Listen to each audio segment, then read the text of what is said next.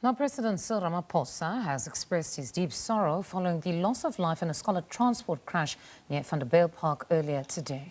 Ramaphosa conveyed his deepest sympathies to the families, communities and schools affected, saying the government will continue to work with citizens and community-based organizations to protect lives in these differing but equally tragic circumstances. Now, 13 learners have now been confirmed dead and some critically injured. The incident involved a privately operated learner transport vehicle. Emergency services remain at the scene, which is still regarded as active as investigators continue.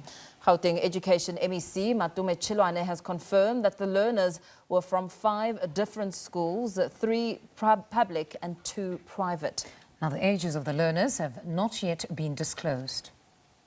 Police have launched an investigation into the circumstances surrounding the accident. All right, for more on the story, we cross to SABC News reporter Lopang Alamu, who's at the accident scene. Good afternoon, Lopang. Just share with us the very latest from the scene.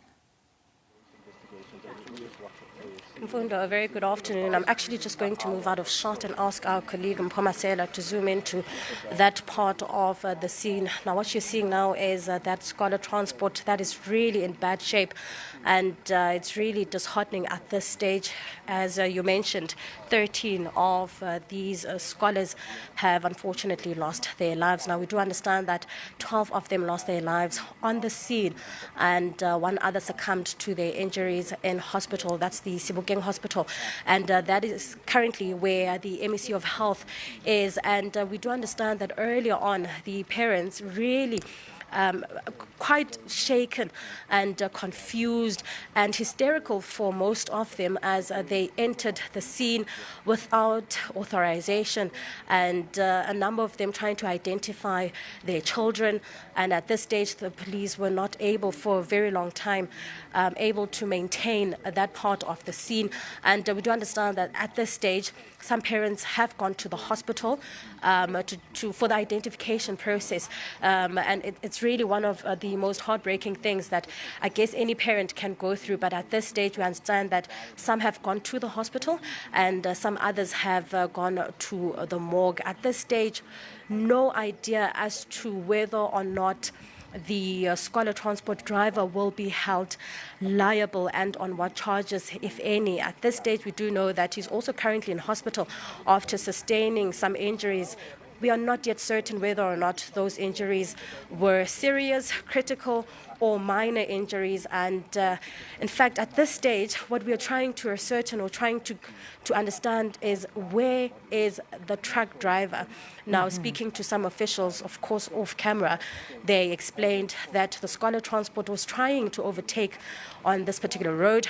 And that is when they came across that tipper truck that was involved in the accident as well.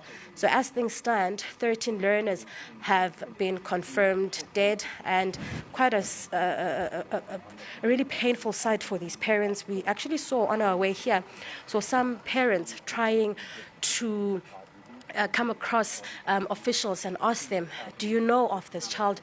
Do you know of the schools that were affected or the schools that were involved in this? We do know that they were from various schools, and you also really correctly mentioned that we are not certain yet as to the ages of these children, but really looking into the eyes of, in fact, even eyewitnesses. We will be speaking to a gentleman here who said that he saw everything happen. It's also really quite a quiet area, Mfundo. As we drove in, you'd notice that it's an industrial road, so really busy with trucks. In fact, not too far from where we are, we saw what seemed like a factory of sort, but we will be speaking to the gentleman here and hoping that he could give us an eyewitness account as to what occurred here. Abuti, okay, ma'am. can you explain to us what you saw this morning? I was just coming this side, driving my bicycle. One thing that I can tell you, my sister, is painful to saw your kids lying down there. I saw the kids lying down there. In front of the take, there was 1 kid. I thought that is, I don't know if the boy is the girl is surviving, but the way I see, I don't think that boy or girl is surviving.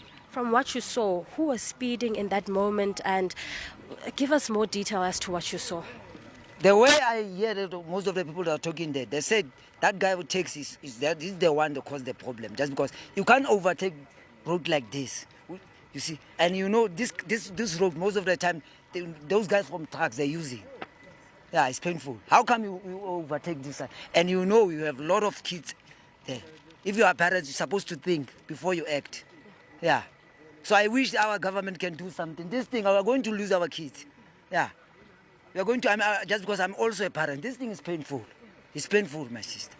Yeah. Thank you so much, Funakwa. Thank you.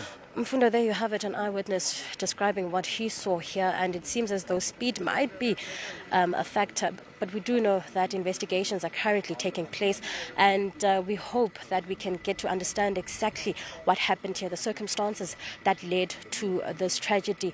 But as things stand, those 13 learners, unfortunately, who lost their lives, and a further 2 currently in hospital, and that is where the MEC is. I think we might actually just be going to the hospital to try and see if we can't speak to more parents. But I think I'll leave it here for now as we continue to track the story. It's back to you in studio. All right, Alamu, thank you. Lopang, pardon me. Thank you very much for that reportage. That's SABC News reporter Lopang Alamu there, just bringing us the very latest and sharing a eyewitness's account, which I suppose in this moment, when details are very scant, even just an account from an eyewitness would help parents try to piece together what exactly happened leading up to the final moments of their children. But as stated there, she'll be heading to the hospital to try and speak to some of those parents who are now awaiting to hear any indication as to whether their children will be released. Are they okay? The extent of the injuries of those children.